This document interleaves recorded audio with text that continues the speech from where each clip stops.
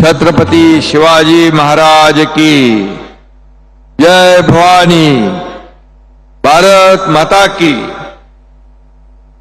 लखपती दीदी संमेलन मध्ये उपस्थित आदरणीय प्रधानमंत्री नरेंद्र मोदी जी,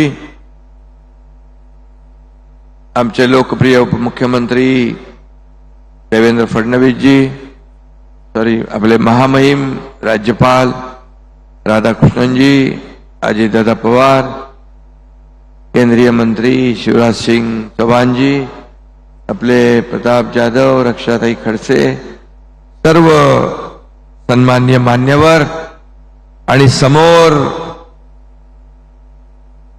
उपस्थित विराट या माझ्या माता भगिनींचा महासागर इथं उमटलेला आहे। मी आपल्या सगळ्यांना मनापासून धन्यवाद देतो, मनापासून आपल्याला शुभेच्छा देतो। लगातार म्हणजे आता मला वाटतं आतापर्यंतचे सगळे रेकॉर्ड आपल्या या लखपती दीदी संमेलनाच्या माध्यमातून आपणच तोडलेले आहेत। सगळे विक्रम मोडीत काढले। सगळीकडे महिलाच महिला आहेत, डोळे नजर पोचत नाही इकडे समोर, इकडे माझ्या माता भगिनी उपस्थित आहे। मी पुन्हा एकदा आपलं स्वागत करतो, आपल्याला खूप खूप धन्यवाद देतो।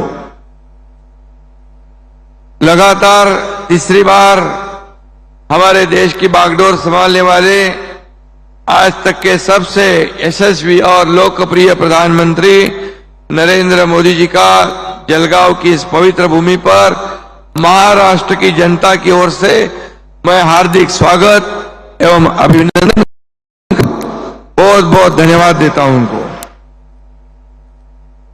आज इथं जमलेल्या लखपती दीदींचं देखील मनापासून स्वागत करतो।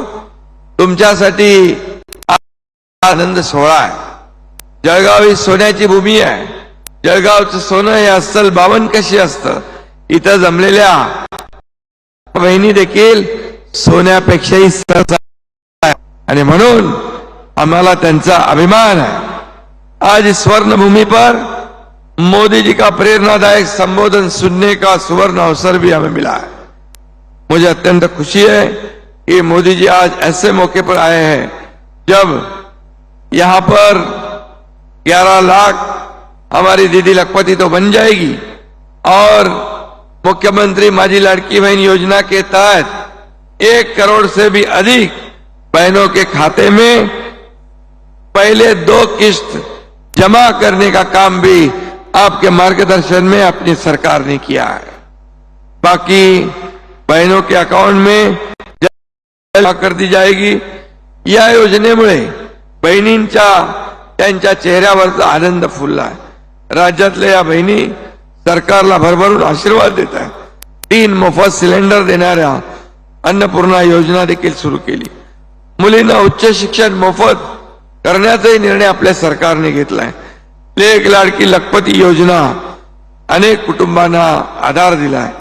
महिलांच्या सर्वांगीण विकासालाच आपलं सरकार सर्वोच्च प्राधान्य देत आहे। इस देश की महिलाएं सशक्त, सक्षम और आत्मनिर्भर बने, यह सपना न सिर्फ मोदी जी ने देखा है बल्कि उसे मोदी जी ने साकार भी कर दिया है। पिछले 10 साल में भारत के ग्रामीण इलाकों की 10 करोड़ से ज्यादा महिलाएं खुद के पैरों पर खड़ी हुई है, यानी आत्मनिर्भर हुई है और महिलाओं को आत्मसम्मान भी मिल चुका है। उज्ज्वला योजना, जनधन योजना महिलाओं के जीवन में अभूतपूर्व परिवर्तन लाया है। नई लोकसभा में आदरणीय प्रधानमंत्री जी ने पहला बिल नारी वंदना का पारित किया है। महिलाओं के लिए राजनीति में आरक्षण को लेकर पहले केवल चर्चा होती थी, मोदी जी ने वह करके दिखाया है। उनका नाम मोदी जी है आणि म्हणून आपल्या सगळ्यांच्या वतीने मी त्यांचा मनापासून धन्यवाद देतो। स्वयं सहायता बचत गटों से जुड़ी 1 करोड़ लखपति दीदी आज अपने बलबूते पर अपने परिवार का पालन पोषण कर रही है। आज महाराष्ट्र ने मुख्यमंत्री महिला सशक्तिकरण योजना शुरू कर सही अर्थ से प्रधानमंत्री जी का सपना साकार करण्याची सुरुवात की आहे. आज इथून संपूर्ण देशातल्या सेल्फ हेल्प ग्रुपना 2500 कोटी रुपये रिव्हॉल्विंग फंडचं देखील वाटप मोदीजींच्या हस्ते होते. 5000 कोटींचं आर्थिक सहाय्य केलं जाणार आहे. मला हे सांगायला आनंद वाटतो की देशातल्या 3 कोटी लखपती दीदीमध्ये महाराष्ट्रातल्या देखील 25-50 लाखांपेक्षा जास्त दीदी लखपती झालेले असतील. याचंही समाधान या महाराष्ट्राला आहे. लखपती दीदी सारखी क्रांतिकारी योजना प्रगत देशातल्या महिलांच्या सर्वांगीण विकासात पथदर्शी ठरेल यात शंका नाही. आणि म्हणून उमेद अभियानाच्या 64 लाख कुटुंब आणि 6.5 लाख सेल्फ हेल्प ग्रुप काम करत आहेत. आणि म्हणून आज 25,530 कोटींची बँक कर्ज आणि अभियानामार्फत 1,818 कोटी एवढा समुदाय निधी देण्यात आलाय. अनेक भगिनी पुढाकार घेऊन छोटे मोठे उद्योग करतात. फ्लिपकार्ट अशा ई कॉमर्स प्लॅटफॉर्मवर त्यांना बाजारपेठ उपलब्ध करून देण्यात येते. हम सभी के प्रेरणा स्रोत आदरणीय नरेंद्र मोदी जी कल ही पोलैंड और यूक्रेन की यात्रा से लौटे हैं. इस सफल यात्रा को अंतर्राष्ट्रीय मीडिया ने भी काफी सराहा है. इतनी लंबी यात्रा के बाद भी प्रधानमंत्री जी के चेहरे पर कोई थकान नहीं है. उनकी यही असीम ऊर्जा हम सब लोगों को प्रेरणा देती है.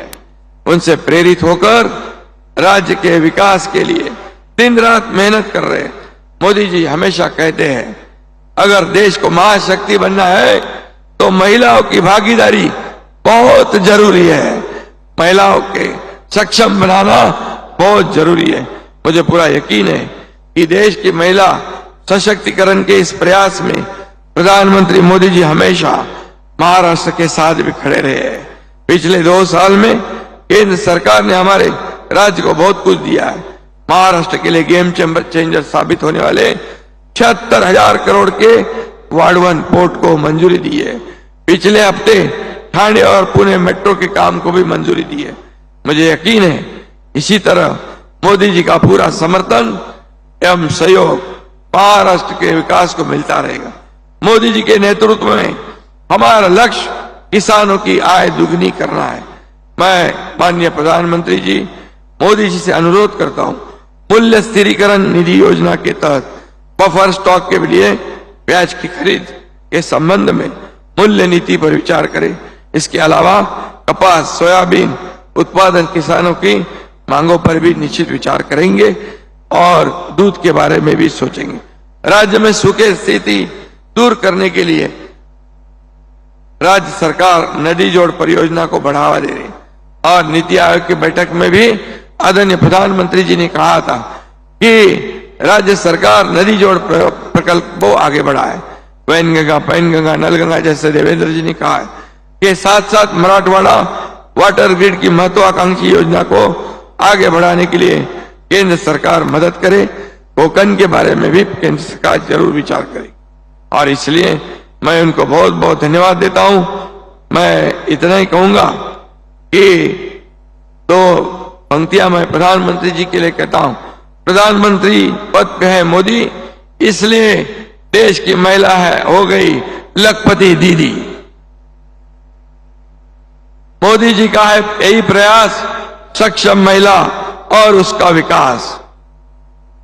विरोधी पार्टी वाले बोल रहे थे मोदी जी की पार्टी हारी, पर तीसरी बार प्रधानमंत्री बनके मोदी जी पड़े सब पे भारी और उनके पीछे थी जनता सारी और सबसे आगे थी ये देश की नारी. धन्यवाद. जय हिंद, जय महाराष्ट्र. और एक दुखद घटना कल घटी. यहां पर 25 लोग यहां पर जब काठमांडू गए थे उनकी दुर्भाग्यपूर्ण उनकी मौत हुई है. उनके परिवारजन के दुख में हमारा शासन सहभागी है और उन्हें हमारे राज्य सरकार की ओर से हर एक मृतक परिवार को 5 लाख रुपए की यहां पर मदद दी जाएगी. ये भी मैं यहां पर कहता हूं.